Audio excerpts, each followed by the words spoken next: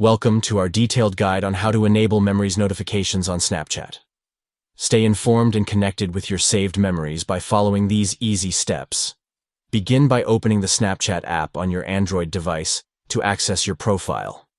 Tap on your avatar or profile picture positioned at the top left corner of the screen to navigate to your profile settings. Next, locate and tap the settings icon at the top right of the screen to access your account settings. Select Notifications from the menu options displayed on the screen. Now find the Memories option and mark it to enable notifications for your saved memories on Snapchat. By following these steps, you can ensure that you receive notifications for your memories, allowing you to stay updated and engaged with your saved content.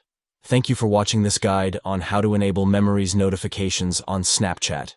Stay connected to your cherished memories and receive notifications for your saved content by following these steps to mark memories in your notification settings. Keep track of your favorite moments and enjoy a more personalized Snapchat experience with this simple adjustment.